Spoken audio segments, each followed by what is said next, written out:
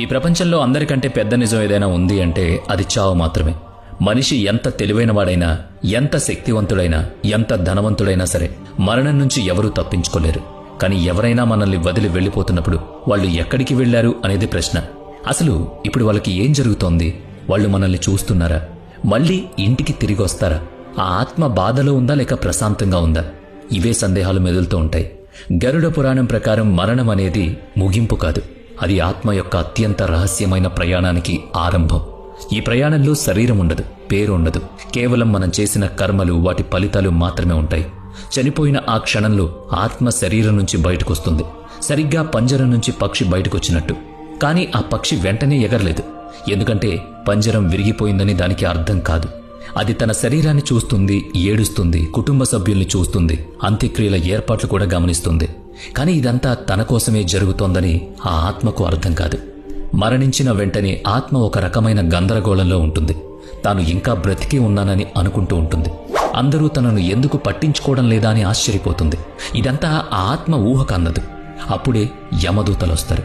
వాళ్ళు మనుషుల్లా ఉండరు. వాళ్ళు నల్లగానో, ఎర్రటి కళ్లతోనూ ఘోరమైన ఆకారంలో ఉంటారు. వాళ్ల రూపం ఆ ఆత్మ చేసుకున్న కర్మల మీద ఆధారపడి ఉంటుంది. పుణ్యం చేసిన వారికి యమదూతలు శాంతంగా తీర్థయాత్రలకు తీసుకువెళ్లే సాధువుల్లా ఉంటే, పాపాలు చేసిన వాళ్ళకి మాత్రం నరరూప రాక్షసుల్లా కనిపిస్తారు. మరణించిన వెంటనే యమదూతలు ఆత్మను యమలోకానికి తీసుకువెళ్లరు. గరుడ పురాణం ప్రకారం మొదటి 24 గంటల పాటు ఆత్మను అంత్యక్రియలు జరిగే చోటే ఉంచుతారు. ఎందుకంటే ఇది ఆత్మ తన కర్మలను మొదటిసారి దర్శించుకునే సమయం. ఈ సమయంలో ఆత్మకు తన పూర్తి జీవితం ఒక సినిమాలా కనిపిస్తుంది. మాటలుండవు, సత్కారాలుండవు, కేవలం ప్రతి జ్ఞాపకం దాని శక్తితో సహా కళ్ల ముందు కనబడుతుంది. మీరు మర్చిపోయినవి, చిన్న అబద్ధం అనుకున్నవి, దొంగతనాలు లేదా తమాషాగా చేసిన పనులు ప్రతిదీ 70 mm కనిపిస్తాయి. ఇది శిక్ష కాదు, ఇది ఒక వెలుగు. ఆ వెలుగులో ఆత్మ తన స్వరూపాన్ని చూసుకుంటుంది. ఇదంతా శరీరాన్ని చితికి అప్పగించేటప్పుడు జరుగుతుంది. చితి మండుతూ ఉంటుంది, కానీ ఆత్మ ఆ మంటను చూడదు. అది తన కర్మల మంటను చూసుకుంటూ ఉంటుంది. ఎవరి కోసం తాను కన్నీళ్లు పెట్టుకుంటుందో, ఎవరి కళ్లల్లో నీళ్లు తెప్పించిందో అన్నీ స్పష్టంగా కనిపిస్తాయి. గరుడ పురాణం ప్రకారం అంత్యక్రియలు జరిగేటప్పుడు ఆత్మ తన కుటుంబ సభ్యులకు చాలా దగ్గరగా ఉంటుంది. వాళ్ల మనసులోని మాటలను వినగలుగుతుంది, వాళ్ల బాధను అనుభవిస్తుంది, కానీ ఏం చేయలేదు. ఇదే అత్యంత భయంకరమైన బాధ. తన కొడుకు ఏడుస్తుంటే తల్లి ఆత్మ చూస్తుంది, కానీ తాకలేదు. భర్త తన బట్టలు సర్దుతుంటే భార్య ఆత్మ చూస్తుంది, కానీ ఆపలేదు. అందుకే ఆ సమయం ఆత్మకు చాలా బరువుగా, నరకంగా ఉంటుంది. అప్పుడు బంధువులు ప్రశాంతంగా దైవనామస్మరణ చేస్తే ఆత్మకు కొంత దారి దొరుకుతుందంటారు. దాని తాత్విక ప్రయాణం రాబోతుందని అప్పుడు దానికి అర్థమవుతుంది. చితిమంటలు ఆరిపోయి రాత్రి గడిచేసరికి యమదూతలు మెల్లగా ఆత్మతో బయలుదేరదామని చెబుతారు. కర్మల దారిని చూపించాల్సిన సమయం వచ్చిందంటారు. అక్కడే పుట్టింది, నవ్వింది, గొడవ పడింది, ఎంతో మమకారం పెంచుకుంది. కానీ ఇప్పుడు ఆ ఇల్లు కేవలం ఒక జ్ఞాపకం మాత్రమే. ఇక్కడి నుంచే ఆత్మ యొక్క 31 రోజుల రహస్య ప్రయాణం మొదలవుతుంది. యమదూతలు ఆత్మను శరీరం లేని ఒక సూక్ష్మ మార్గంలో తీసుకువెళతారు. అక్కడ కేవలం ప్రకంపనలు, కర్మల వాసన మాత్రమే ఉంటుంది. అయితే గరుడ పురాణం ప్రకారం ఆత్మను నేరుగా యమలోకానికి తీసుకువెళ్లరు. మొదటి 13 రోజులు ఆత్మ భూమికి దగ్గరగా తన ఇంటి చుట్టూనే తిరుగుతుంది. తన వాళ్ల మధ్య అదృశ్యంగా ఉంటుంది. తన మరణం వల్ల ఎవరు నిజంగా కుంగిపోయారో, ఎవరు పైకి నటిస్తున్నారో గమనిస్తుంది. ఎవరు నిజంగా ప్రేమించారు, ఎవరు తన చావు కోసం ఎదురు చూశారో దానికి తెలుస్తుంది. ఈ 13 రోజులు చేసే పిండ ప్రధానం, కర్మకాండలు ఆత్మను శుద్ధి చేస్తాయి. ఈ సమయంలో కుటుంబ సభ్యులు నిజాయితీగా ఆత్మశాంతి కోసం ప్రార్థిస్తే ఆత్మకు సరైన మార్గదర్శనం దొరుకుతుంది. కానీ ఒకవేళ ఇంట్లో గొడవలు, అశ్రద్ధ లేదా పట్టించుకోకపోవడం లాంటివి ఉంటే ఆత్మ గందరగోళానికి గురవుతుంది. అది పదే పదే తన పడక దగ్గరికి, బట్టల దగ్గరికి, తాను నవ్వుతూ ఉన్న ఫోటో దగ్గరికి తిరిగి వస్తూ ఉంటుంది. గరుడ పురాణం ప్రకారం మరణం తర్వాత ఆత్మను 3 దారుల్లో ఏదో ఒక దారిలో పంపిస్తారు. ఇది ఆ మనిషి బతుకున్నప్పుడు చేసిన కర్మలను బట్టి నిర్ణయించబడుతుంది. మొదటిది అర్చి మార్గం. ఇది ధర్మబద్ధంగా, నిజాయితీగా బతికిన వారికి తెరుచుకునే దారి. దీన్నే స్వర్గ మార్గం లేదా దేవయాన మార్గం అని కూడా అంటారు. ఈ దారిలో ఆత్మ ఊర్ధ్వలోకాలకు వెళుతుంది. అక్కడ సుఖం, శాంతి, దైవత్వం ఉంటాయి. రెండవది ధూమ మార్గం. ఇది పితృలోకం వైపు వెళ్లే దారి. మరీ ఎక్కువ పుణ్యం లేని వాళ్ళు, అలాగని మరీ ఎక్కువ పాపం చెయ్యని వాళ్ళు ఈ దారిలో వెళతారు. వీరికి మధ్యస్థ లోకం దొరుకుతుంది. అక్కడ ఆత్మ విశ్రాంతి తీసుకుంటుంది. తన తర్వాతి ప్రయాణం లేదా పునర్జన్మ కోసం ఎదురు చూస్తుంది. మూడవది ఉత్పత్తి వినాశ మార్గం. ఇది పాపాత్ముల కోసం ఉన్న దారి. దీన్నే నరక మార్గం అంటారు. ఇక్కడ ఆత్మ తన కర్మలకు తగ్గట్టు కఠినమైన శిక్షలు అనుభవించాల్సి ఉంటుంది. కానీ ఈ 3 దారుల కంటే ముందు ఒక ప్రమాదకరమైన మజిలీ వస్తుంది. దాన్ని దాటకుండా ఏ ఆత్మ కూడా వెళ్లలేదు. అదే వైతరణి నది. గరుడ పురాణంలో దీన్ని చాలా భయంకరంగా వర్ణించారు. ఇది మామూలు నది కాదు, ఆత్మకు ఒక పరీక్ష లాంటిది. ఇక్కడ ఆత్మ తన కర్మల ప్రవాహంలోకి దిగాల్సి ఉంటుంది. జీవితంలో దాన ధర్మాలు, సేవ, మంచి పనులు చేసిన ఆత్మ ఈ నదిని సులభంగా దాటేస్తుంది. ఒక సాధువు గంగానదిలో స్నానం చేసినంత తేలిగ్గా. కానీ అధర్మం, అత్యాస, హింస, మోసం చేసిన ఆత్మలు ఆ నదిలో ఇరుక్కుపోతాయి. పాపాత్ములకి వైతరణి నది రక్తం, బురద, క్రిమికీటకాలతో నిండినట్టు కనిపిస్తుంది. ఆ నీళ్లలో ఆకలితో ఉన్న మొసళ్లు, భయంకరమైన పాములు, కళ్లలో నిప్పులు కక్కుతూ శాపాలు పెట్టే వింత జీవులు ఉంటాయి. వైతరణిలో అడుగుపెట్టగానే 12 సూర్యులు ఒక్కసారిగా మండినంత మంట ఉంటుంది. అది అరుస్తుంది, కానీ ఎవ్వరూ వినరు. ఆత్మ శరీరం ఉండదు, కేవలం జ్ఞాపక శక్తి మాత్రమే ఉంటుంది. కానీ ఆ నది అలలు ఆ జ్ఞానాన్ని చీల్చుకుంటూ ఆత్మను ఈడ్చుకు వెళ్తాయి. అందుకే జీవితంలో గోదానం, అన్నదానం, సేవ చేయడం ఎంత ముఖ్యమో గరుడ పురాణం చెబుతుంది. ఇవే ఆ నదిని దాటడానికి పడవలా మారతాయి. ఒకవేళ ఆత్మ వైతరిని దాటగలిగితే అది యమధర్మరాజు సభ జరిగే ద్వారం దగ్గరికి చేరుకుంటుంది. ఇది సాధారణ ద్వారం కాదు, ఇదొక శక్తి క్షేత్రం. అక్కడ ఆత్మవేగం ఆగిపోతుంది. ఎదురుగా ఒక భారీ భవనం కనిపిస్తుంది. దాని స్తంభాలు కాలానికి, గోడలు కర్మలకు ప్రతీకలు. ఇక్కడే ఆత్మ యొక్క అసలైన మూల్యాంకనం జరుగుతుంది. యమధర్మరాజు కేవలం న్యాయమూర్తి మాత్రమే కాదు, ఆయన ధర్మస్వరూపుడు, ఆలోచనాపరుడు, కరుణామయుడు. ఆయన రూపం తేజస్సుతో ఉంటుంది. రాక్షసుడిలా భయపెట్టే ఉండరు. శాంతంగా, గంభీరంగా ఆత్మ మనసులో ఏముందో చదివేలా ఉంటారు. ఆత్మను ఆయన ముందుకు తీసుకొచ్చినప్పుడు అది ఒంటరిగా ఉండదు. అక్కడ చిత్రగుప్తుడు ఉంటాడు. ఆయన దగ్గర ఆత్మ చేసిన ప్రతి చిట్ట ఉంటుంది. ఆయన పుస్తకం సామాన్యం కాదు, అది మనిషి ఆలోచనలను కూడా నమోదు చేస్తుంది. మీరు కేవలం మనసులో అనుకుని బయటికి చెప్పని చాలా రకాల పద్దులు అక్కడ లెక్కయ్యబడతాయి. చిత్రగుప్తుడు యమధర్మరాజు ముందు ఆత్మ జీవితాన్నంతా తెరిచి చూపిస్తాడు.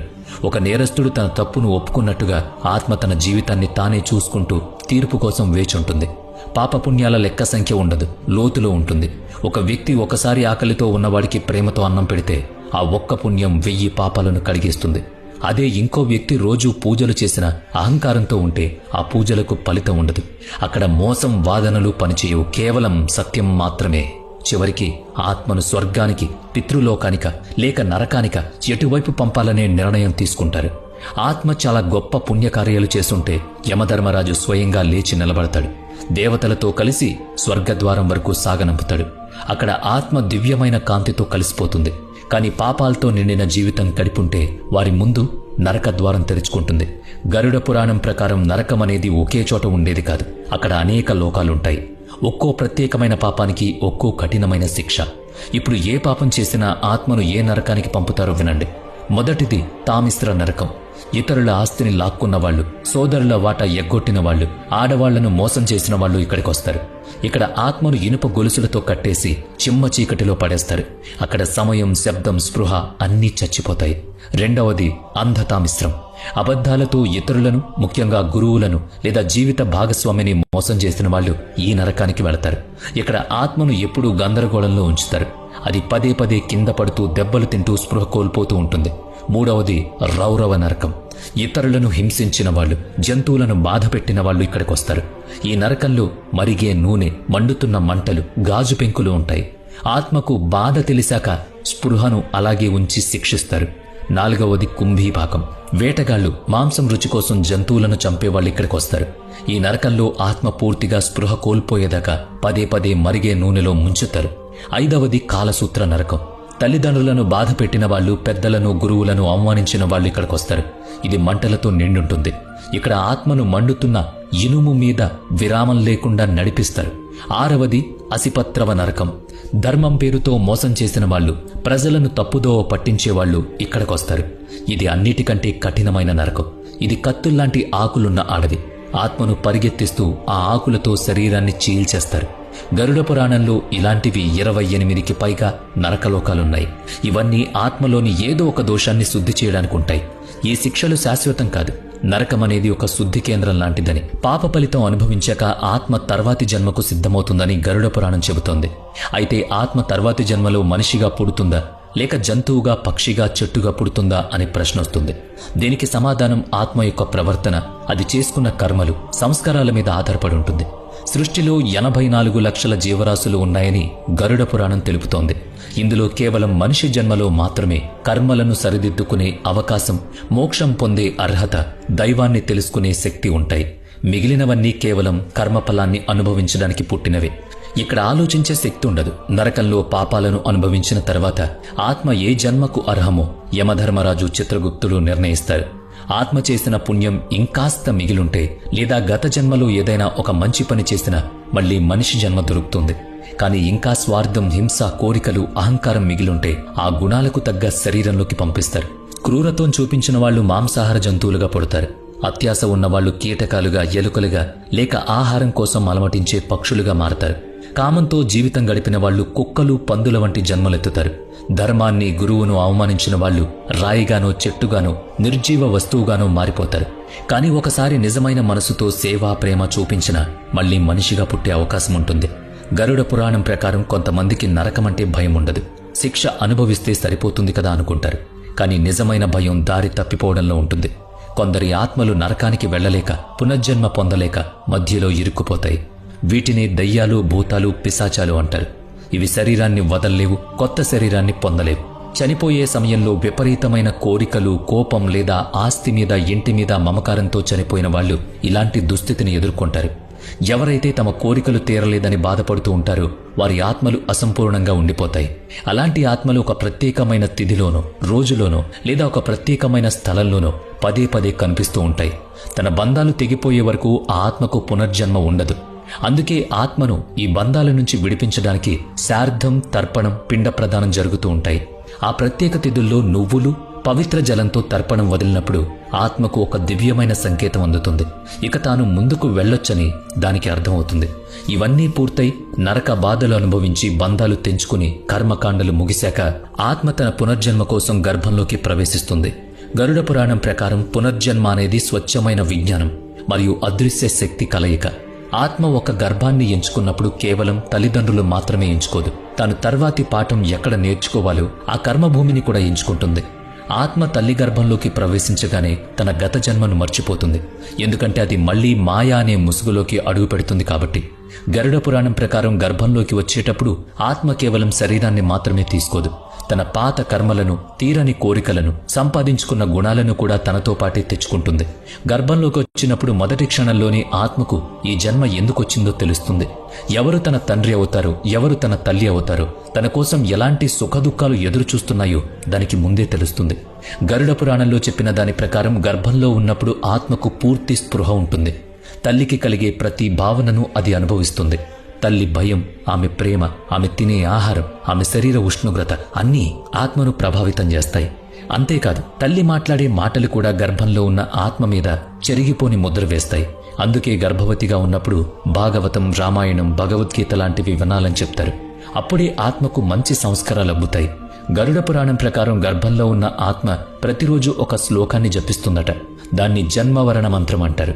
నాహం దేహో నామే దేహో బుద్ధిరాత్మ నాచత్మాన కర్మాణ జాయతే జంతు కర్మాణ ఏవ వీలియతే.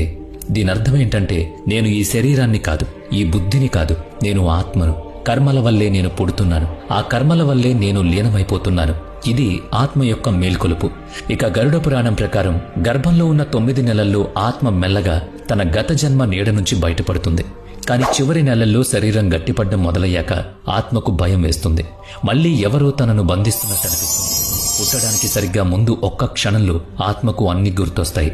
తన పాత జన్మలో చివరి శ్వాస, చావు సమయంలో అనుభవించిన బాధ, తను చేసిన మంచి చెడు పనులు, తన వాళ్ల ముఖాలు అన్నీ ఒక్కసారిగా కళ్ల ముందు అగుపిస్తాయి. అప్పుడు ఆ ఆత్మ దేవుడికి ఒక్క మాటిస్తుంది. గరుడ పురాణం ప్రకారం పుట్టక ముందు ఆత్మ దేవుడితో ఇలా అంటుంది: ప్రభు, ఈసారి నేను నిన్ను మర్చిపోను. ఈసారి బంధాల్లో చిక్కుకోను. సత్యాన్ని తెలుసుకుంటాను. నా జీవిత లక్ష్యాన్ని పూర్తి చేస్తాను. కానీ పుట్టిన వెంటనే ఆ బిడ్డ మొదటి ఏడుపుతోనే మాయా అనే తెర కప్పేస్తుంది. ముందు పాలు కావాలి, తర్వాత ఆటలు, తర్వాత బొమ్మలు, ఆ తర్వాత అహంకారం. ఇలా మెల్లగా దేవుడికిచ్చిన మాట మర్చిపోతుంది. పుట్టుక అంటే కేవలం శరీరాన్ని తీసుకోవడం మాత్రమే కాదు, అది ఆత్మకు మళ్లీ మొదలయ్యే పరీక్ష. ఏ ఆత్మ అయితే ఈసారి తనకు తాను ఇచ్చుకున్న మాటను గుర్తుంచుకుంటుందో, తల్లిదండ్రులు, సమాజం, ఆశల మధ్య కూడా తన నిజమైన పనేంటో గుర్తిస్తుందో, ఆ ఆత్మ ఈ జన్మలోనే మోక్షం వైపు వెళుతుంది. కానీ మళ్లీ అదే మోహం, సుఖాలు, భ్రమల్లో మునిగిపోయే ఆత్మ మళ్ళీ చావు పుట్టుకల చక్రాల్లో చిక్కుకుంటుంది. అందుకే మనిషి జన్మ చాలా అరుదైంది అంటారు. ఎన్నో జన్మలు ఎత్తి ఎంతో తపించి ఎన్నో బాధలు పడితేనే ఈ మనిషి జన్మ దొరుకుతుంది. కాని కేవలం పుడితేనే సరిపోదు అని గరుడ పురాణం చెబుతోంది. ఇప్పుడు ఆత్మ తన కర్మఫలాన్ని అనుభవించాలి. ఒక బిడ్డ పుట్టుకతోనే ఎందుకు వికలాంగుడిగా పుడతాడు? ఒకడు పేదవాడిగా ఎందుకు పుడతాడు? ఒకరు చిన్నప్పుడే అనాథ ఎందుకు అవుతారు? ఇంకొకరు పుట్టగానే రాజయోగం ఎందుకు పొందుతారు? ధనం, అందం, తెలివితేటలు ఎందుకుంటాయి? గరుడ పురాణం ప్రకారం ఇదంతా యాదృచ్ఛికం కాదు. ఇవన్నీ సంస్కారాల ఫలితాలే. పూర్వజన్మలో తపస్సు, దానం, సేవలో గడిపిన ఆత్మ ఈ జన్మలో అందం, తెలివితేటలు, సహజమైన భక్తితో పుడతాయి. అదే గత జన్మలో మోసం, అసత్యం, అహంకారం, అరాచకాలు చేసిన ఆత్మ ఈ జన్మలో ఏదో ఒక రూపంలో బాధను మోస్తూ ఉంటుంది. గరుడ పురాణంలో ఉన్న దాని ప్రకారం గత జన్మలో ఇతరుల ఆహారాన్ని లాక్కున్న ఆత్మ మరుసటి జన్మలో ఆకలితో అలమటిస్తుంది. స్త్రీని అవమానించిన వాడు వచ్చే జన్మలో స్త్రీగా పుట్టి ఆ బాధను అనుభవిస్తాడు. వికలాంగులను చూసి ఎగతాళి చేసినవాడు ఆ బాధ లోతు తెలియడానికి వచ్చే జన్మలో అలాగే పుడతాడు. అయితే గత జన్మలో కొన్ని ఆత్మలు అసంపూర్ణంగా మిగిలిపోయినా ఎంతో గొప్ప సంకల్పంతో వెళతాయి. వాళ్ళు ఆ జన్మ ఒక ప్రత్యేకమైన పని కోసమే జరుగుతుంది. అలాంటి పిల్లలు చిన్నప్పటి నుంచే అందరికంటే భిన్నంగా ఉంటారు. నలుగురిలో ఉన్న మౌనంగా ఉంటారు. ప్రార్థనల్లో త్వరగా లీనమవుతారు. ఏదైనా మంత్రం వినగానే కళ్ల నిండా నీళ్లు తెచ్చుకుంటారు. కానీ ఈ ప్రపంచం వాళ్ళని అర్థం చేసుకోలేదు. బొమ్మలతో మభ్యపెడతారు, చదువులతో కట్టేస్తారు. మెల్లగా వాళ్ళు తమ సంకల్పాన్ని మర్చిపోతారు. వాళ్ళు మళ్లీ తమ లోపల ప్రయాణాన్ని మొదలు పెట్టడానికే అలా జరుగుతుంది. కానీ దురదృష్టం ఏంటంటే అలా ఆత్మలు ఆ బాధ నుంచి పారిపోతాయి. నేనేం పాపం చేశానని నాకు ఈ జన్మ వచ్చింది అంటూ ఫిర్యాదులు చేస్తాయి. కానీ ప్రతి కష్టం, ప్రతి సుఖం, ప్రతి క్షణం ఆ ఆత్మ ఎంచుకున్నదని తెలిస్తే వాళ్ళు నిజంగా ఆశ్చర్యపోతారు. గరుడ పురాణం ప్రకారం మోక్షం 3 మార్గాల్లో సాధ్యమవుతుంది. 1 జ్ఞాన మార్గం. ఇక్కడ ఆత్మ తాను శరీరం కాదని తెలుసుకుంటుంది. అహంకారాన్ని వదిలేసి పరమాత్మను తనలోనే చూసుకుంటుంది. 2 భక్తి మార్గం.